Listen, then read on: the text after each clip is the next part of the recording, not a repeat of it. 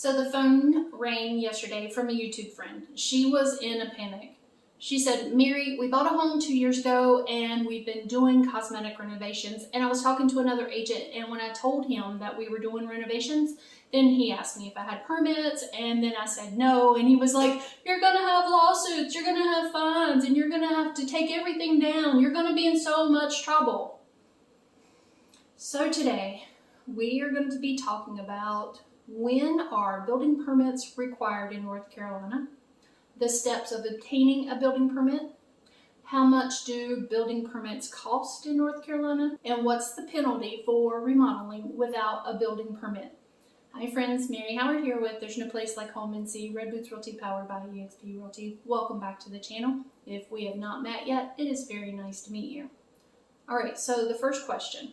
When are building permits required in North Carolina? The very general answer is a building permit is required for any construction, installation, repair, replacement, or alteration costing more than $20,000. Or if the work involves the addition, repair, replacement of a load-bearing structure. Anything to do with changing of major components or the trades, which is building, structural, engineer, mechanical, or plumbing. So basically, if you have a home that you are remodeling, renovating, and you start digging into the wall, changing the wiring locations, then you're going to need a building permit. If you add a new light fixture somewhere that's never had one, you're going to need a building permit. If you are going from a 50-gallon hot water tank to a tankless water heater, you're going to need a building permit. But if you are only replacing, let's say, windows that are the exact same size in the same location, no permit's necessary. If you're swapping that 50-gallon water heater for another 50-gallon water heater, no permit is necessary. If you are repairing walls that are not load-bearing or non-structural, no permit is necessary. So my YouTube friend, they put down flooring in the basement and they painted the walls. They swapped a light fixture. She did not, in fact, need a building permit. Check down in the descriptions below for the link to the Mecklenburg County Code Enforcement for your PDF printout. Had she needed a building permit for the renovations, then she would have went through mecnc.gov to the homeowner permitting portal. She would have had to create an account, tell the county what the project is and what they are going to be changing. She would have had to determine if the project was going to need a plan review and then determine if it was going to need a zoning assessment. Then she would have to pay the permit fee.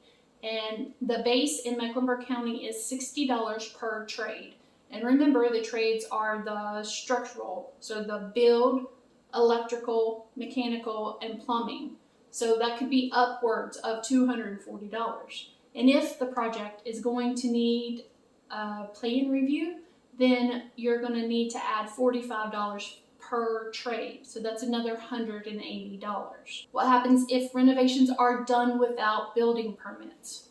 Well, when the local build department finds out if you are still working, then they're going to make you stop, and you might be charged a fine for every day that you've been working without these permits while violating these permit laws. If you don't pay them, then they can put a lien on your property. If you are doing all of this to sell your home, then more than likely you will have a much harder time selling the home because of the lack of proof that the renovations were done properly and the assurance that you are offering a safe product for the next owner. If you've already completed the renovations and now you believe that you should have obtained a permit, you can contact the county building department and request a review by the building inspector, who will then come out, inspect your renovations, and either issue a permit with the fines or will tell you what issues need to be corrected and give you the opportunity to have the licensed tradesmen come in and complete the correction. So it turns out that this friend was in the clear.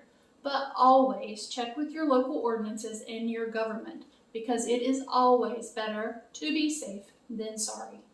Thank you for watching. My name is Mary Howard, and this is There's No Place Like Home NC. Take care.